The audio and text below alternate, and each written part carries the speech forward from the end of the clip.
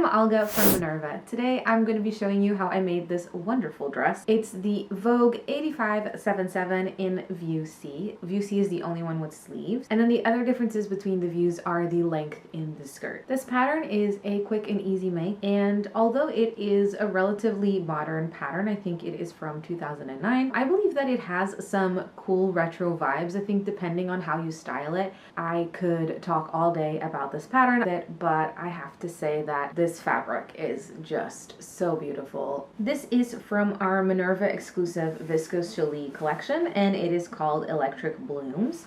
It has the most wonderful drape, and it really feels so soft and light. The lightweight properties of this viscose challis, when coupled with the gorgeous print, make it the perfect spring fabric for dresses, blouses, skirts, even trousers if you wanted to. I used about 4.6 meters of this fabric because obviously we have so much skirt. This dress is fully lined, so for the lining I am using our Minerva Core range anti-static super soft lining fabric in the color 317. It is a very bright pink. This lining truly is super soft, and it is my favorite lining fabric to work with. It is not a slippery fabric, so it's really easy to work with and feels really great on your skin. I used another 4.6 meters of this fabric as well. You will also need some interfacing. I'm using the Violin Vliazoline F220 light medium interfacing in white. It is light enough to work well with fabrics like this viscose challis, but sturdy enough to give the desired effect of the waist and the collar on this dress. For buttons, I'm using the hemline round fisheye buttons in the color yellow. They measure 1.2 centimeters, and I thought that they went really well with this fabric. I'm also going to be adding a Minerva Maker woven label to this garment.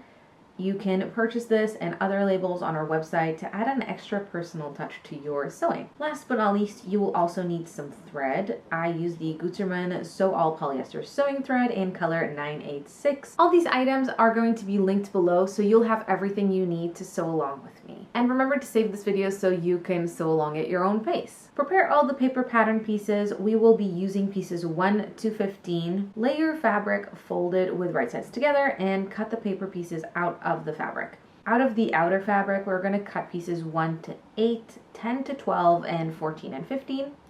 And then from the lining fabric, we're going to cut pieces 1 to 5, piece number 9, and then 11 to 13. Remember to keep the grain lines indicated on each piece in mind. To cut the skirt, I used a technique called piecing. This is where you split your paper pattern into multiple pieces, cut them out of the fabric, and then sew them together to create the original piece. It's really commonly used for fabrics that have smaller widths, or a great way to actually use fabric more economically. It's actually a historically accurate method to cut fabric, as fabric widths were not as big as they are now for a long time. So when people wanted to make really big skirts, even back in the 40s and 50s even, they would have to piece together their fabric. Also, fabric used to be a very expensive commodity, so it was a good way to use every little scrap piece of fabric and not let anything go to waste. And it's just another way that you can cut really big skirts and really big pattern pieces. To use this technique, cut the paper pattern where the fabric ends. We will need to add seam allowance here for both pattern pieces, so make sure that you leave 1.5 centimeters or 5/8 of an inch, which is our seam allowance throughout this pattern. I like to transfer the grain line onto the piece that I cut off, as well as what piece it belongs to, just to keep things a little bit easier in the future. Cut these pieces as you would any others, and then sew them together and finish the seams using whatever method you are going to use for the rest of the garment. Remember to also cut the interfacing pieces. The pieces that need to be interfaced are number 6, 8, and 14. Double check on each pattern how many interfacing pieces you need for each. To apply this interfacing, use your iron on medium heat and leave it on for 8 seconds. Then transfer the markings of the pattern onto the fabric. I transferred the markings using a heat erasable pin. I did this after fusing the interfacing Otherwise, I wouldn't be able to see the markings on the interfaced pieces. I also stitch marked the markings that need to be seen from the right side of the fabric, such as the placement of the buttons and the center front. This process can be tedious, but it is extremely important because accurately transferring the pattern markings onto the fabric means you will have a better finished piece, and it'll just make your life easier while you're sewing. When all of this prep work is finally done, we can start sewing. I like to sew all my darts before I do anything else. To sew darts, I run a pin from one line of the dart to the other while the fabric is laying flat, and then I pinch it together.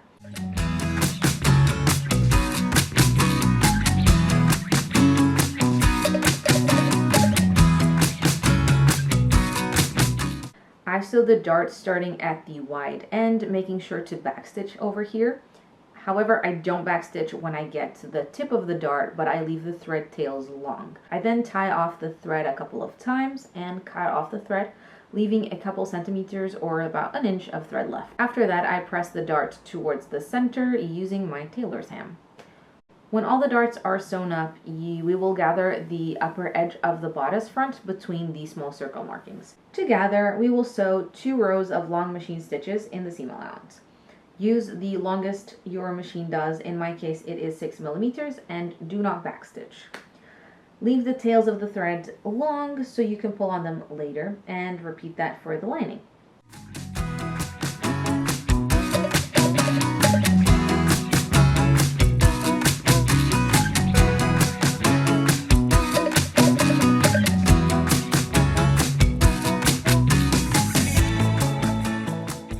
Then pin the bodice back sections together at the center back with right sides together, matching the triple notches.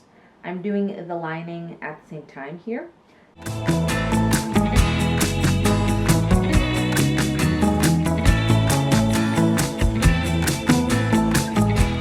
Stitch and finish the seam.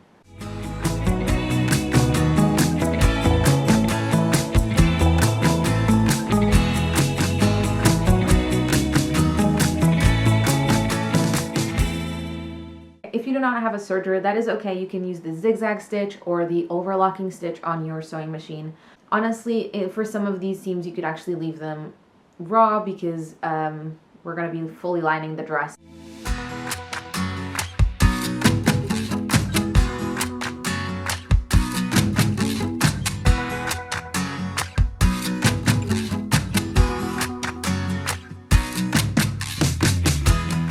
Next step, we're going to pin the yoke back sections together at the center back with the right sides together, matching the triple notches, and repeat that for the lining.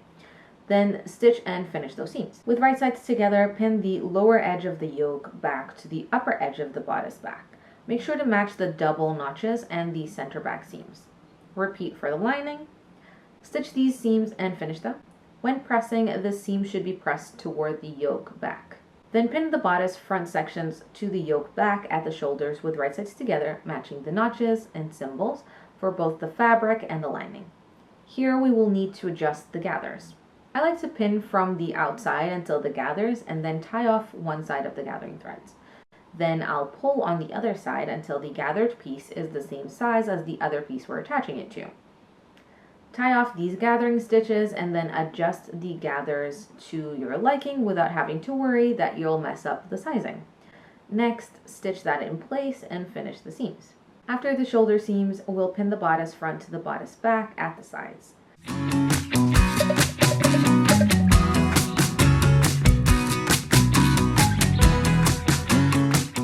Stitch and finish the seams on the lining as well.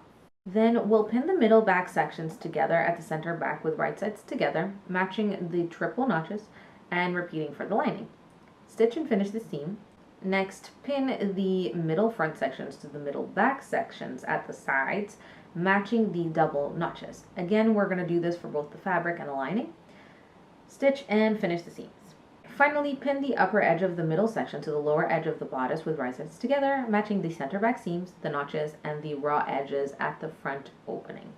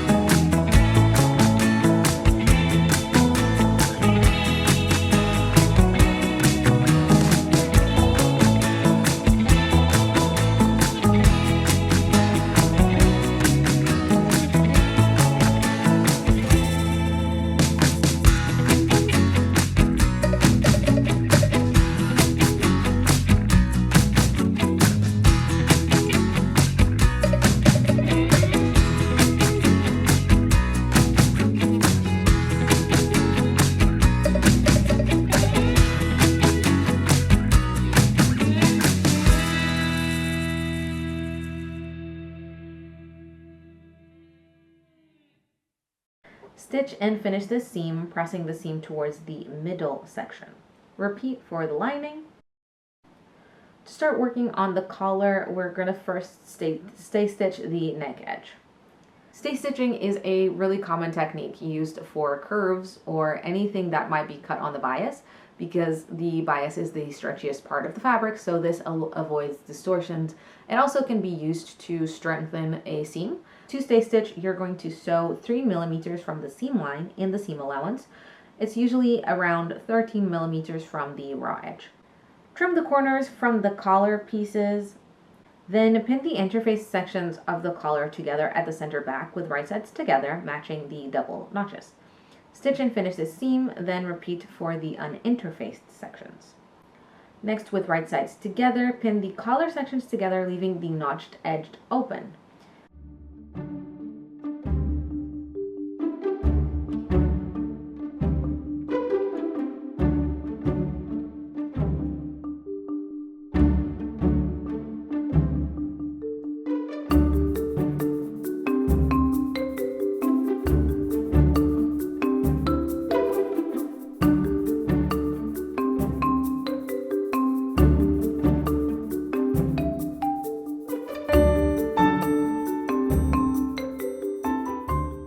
After stitching and trimming the seam, turn the collar right side out and press it.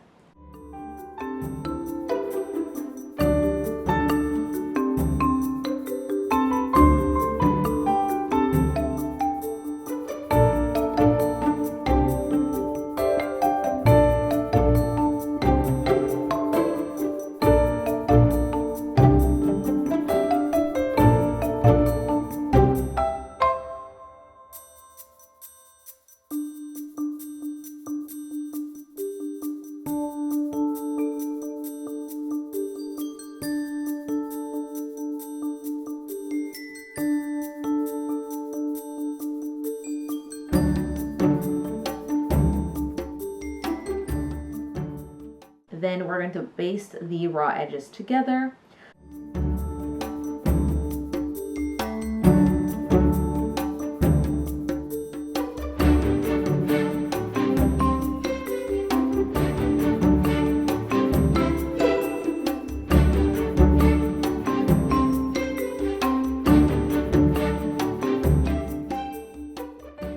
Finally, pin the collar to the neck edge with the interfaced side up, making sure to match the symbols, center back seams, and then baste that all in place.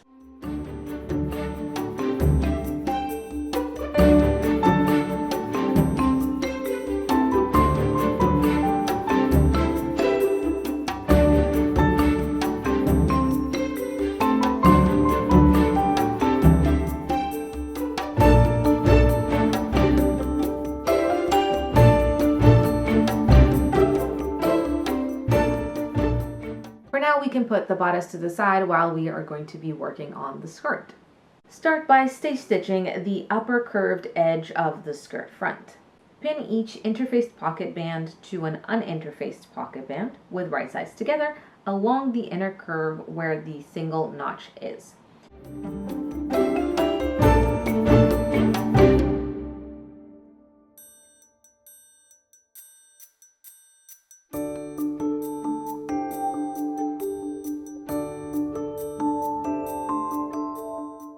Stitch and trim.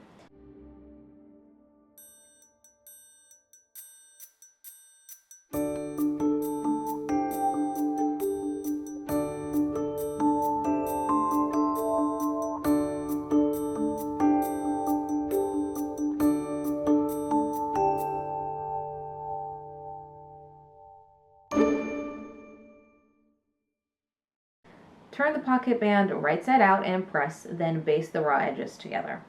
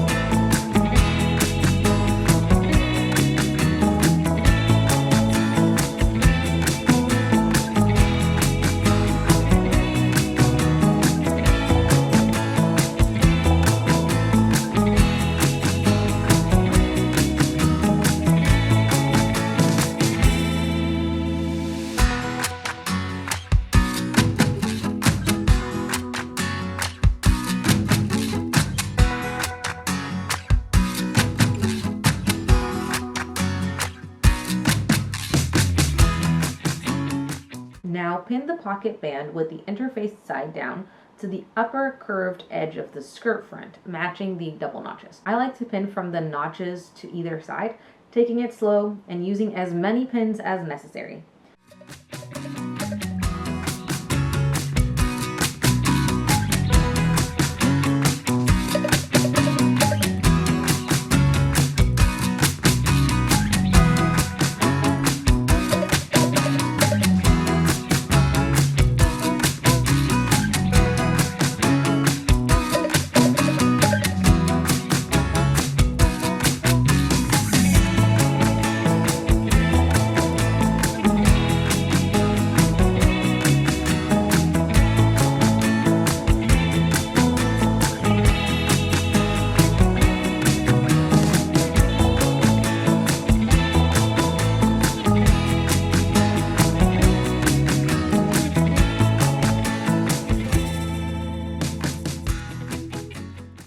Then baste that in place.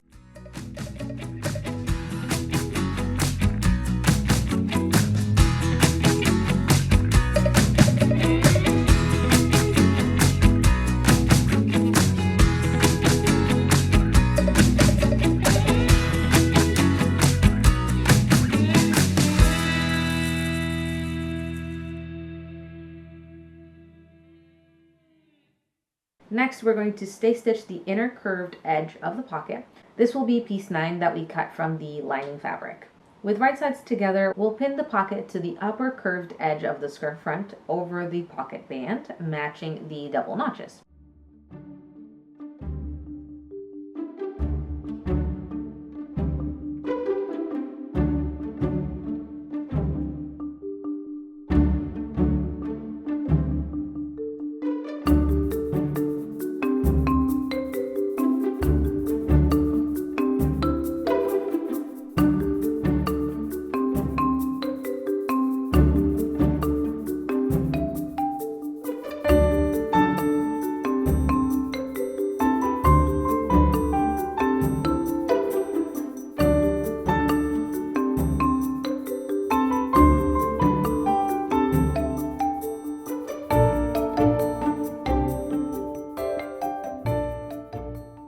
Then stitch and finish the seam.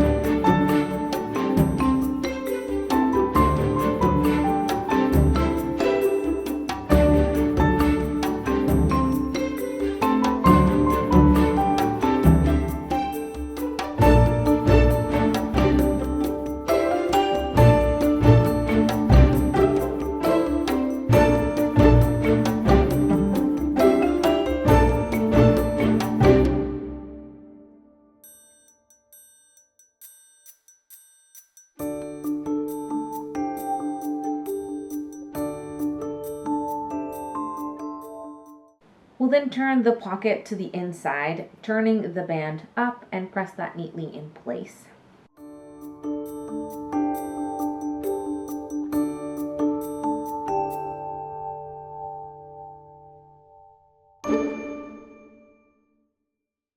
Next, we'll pin one side front section to each pocket at the outer rounded edge, keeping the front free. I like to pin the double notches anyway, even though we're not going to sew those yet, just to make sure that I am placing the pieces correctly. Stitch and finish that seam.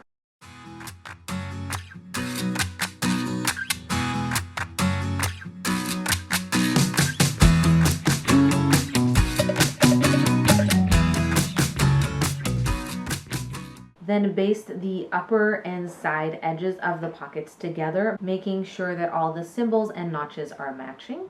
Then edge stitch the upper side edge of the front along the seam through all the thicknesses, ending at the small circled marking. Edge stitching is a very practical technique that is similar to top stitching. It helps to hold the edge of a garment flat, and it keeps the seam from rolling to one side or the other. It's usually used when 2 or more layers of fabric have been sewn together and then turned right side out. To edge stitch, sew close to the finished edge of the pocket band. Next, gather the upper edge of the skirt back between the small circle markings for both the fabric and the lining.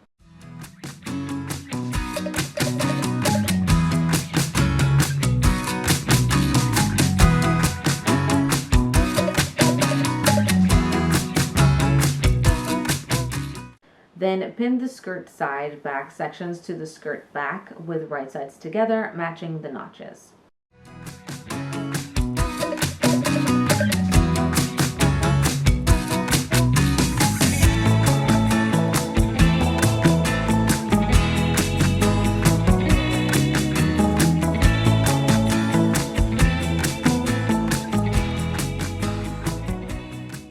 Stitch and finish the seam, then repeat for the lining.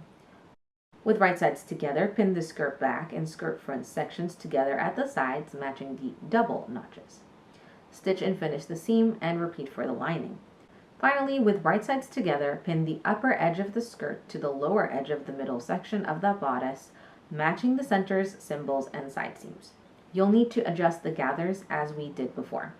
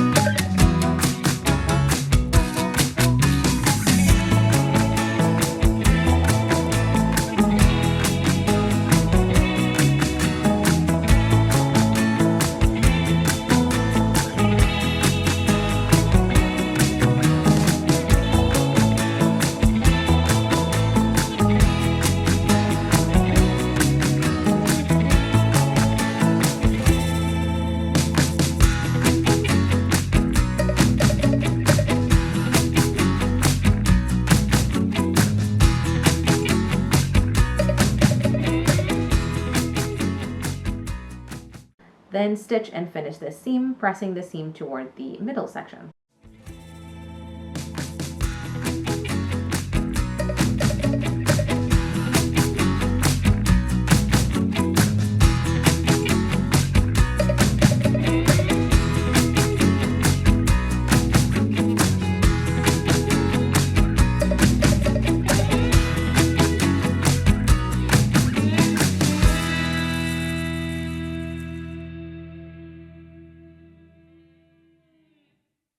Before we repeat this for the lining, we can go ahead and do the hem of the skirt. First, I turned up the hem about 3.2 centimeters or 1¼ inches. I used long sewing machine stitches to baste that in place close to the fold. You could baste it by hand, but there's a lot of fabric here and this method is much quicker. Then I serged the raw edge of the hem. After pressing it, I stitched it neatly in place and removed the basting stitches. When the hem is finished, go ahead and sew the bodice lining to the skirt lining in the same way we did for the outer fabric. Finish the unmarked raw edge of the front facing sections. Then pin the wrong side of the front facing to the right side of the lining, making sure the raw edges are even. The lower edges of the facing will be longer than the lining, but that is how it's supposed to be. Baste that in place.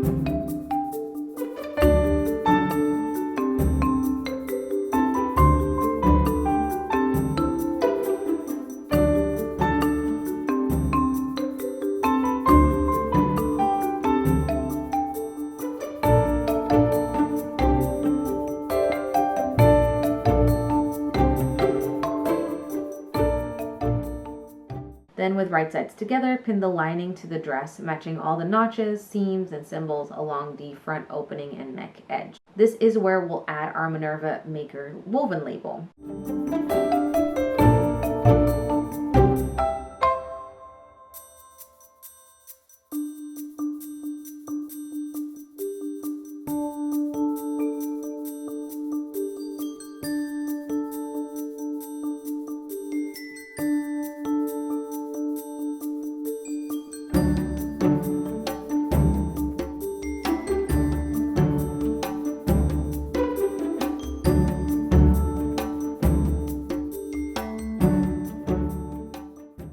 Stitch and finish the seam.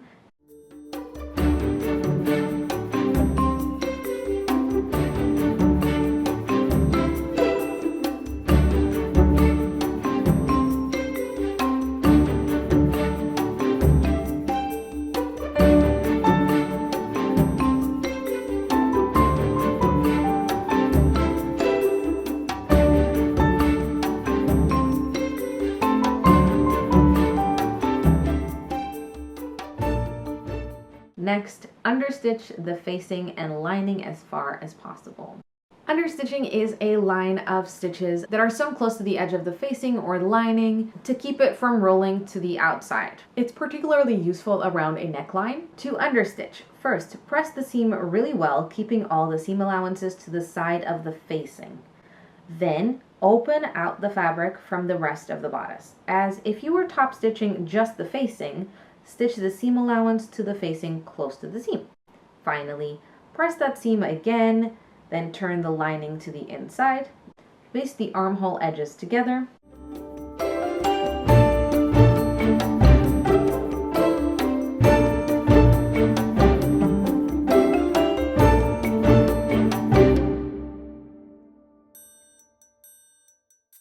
Then on the inside, sew the middle section seams of the dress and lining together. You can do this by hand, but I chose to do it with the sewing machine. I essentially sewed the seam allowance of the dress and lining together at the waist so that the stitches would not be visible.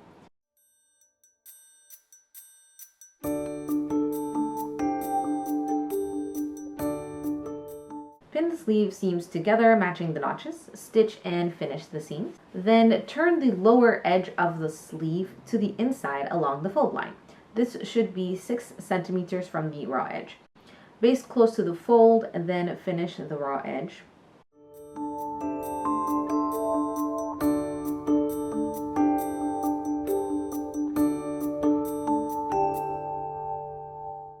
Next, turn the lower edge of the sleeves to the outside along the hemline to form the cuff.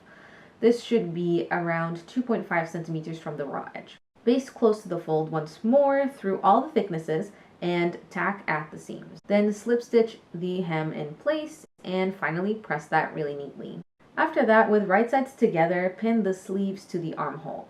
Place the large circle markings at the shoulder seams and match the notches and seams. You may need to adjust the fullness.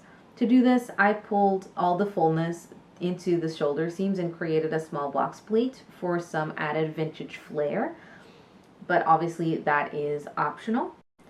Stitch that in place and finish the seams, pressing the seam allowance toward the sleeve. To start finishing the hem, turn the lower edge of the front facings to the outside along the seam and stitch 1.5 centimeters or 5/8 of an inch from the lower edge, from the outer edge to the end of the facing. Then trim the facing and skirt and turn the facings to the inside.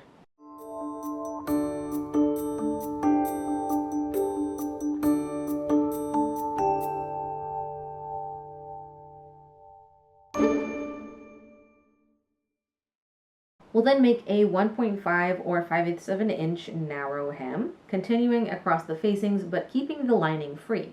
A narrow hem is also sometimes called a rolled hem. It is a hemming method that is really commonly used for circular and rounded shapes like this huge circle skirt, or also very delicate fabrics. So to make a narrow hem, first we will turn up the hem 1.5 centimeters and then you can press that in place or pin. Next we will tuck in the raw edge so that the seam allowance gets folded in on itself. Then stitch that seam and press for a clean finish. The last step is making the buttonholes at the markings on the right front of the dress. To sew the buttons, I then used the buttonholes as a guide to mark where I wanted the buttons to go, and then sewed them by hand or using a sewing machine. So as you can see, this is a really nice, easy make. It teaches you a few techniques if you don't know them already, like maybe understitching, but I feel like this is a really good, easy understitching, so there's not a lot of sharp corners or anything like that. So I think that this is a really good project to learn understitching. I do think that the only thing that takes a little bit longer with this dress is the hemming. Yeah, I hope you enjoyed coming along. I hope you make your own version of this, and if you do, please don't forget to share that with us. We would love to see it. I would love to see it if you make it in a different fabric from this as well. I think that obviously this fabric really makes the dress so much more beautiful and vibrant. I also think the lining is really easy to work with. I think this is the easiest lining that I've ever worked with, where I'm not, you know, cursing having chosen a lined garment the whole time I'm sewing it. If you want to see more vintagey kind of retro makes of mine, you can follow me on my minerva.com account. It will be linked below, but also you can create your own. It's quick and easy to create an account. It's also completely free, and you can then share photos, videos, you can, you know, comment on other people's posts, you can find what they're using. It's also just a great way to make sewing friends and to meet other people who like the same things as you and who might have some inspiration, some tips, some tricks to teach you. That is everything from me for today. Thank you so much for watching. I hope you enjoyed this video, and I will see you in the next one. Bye!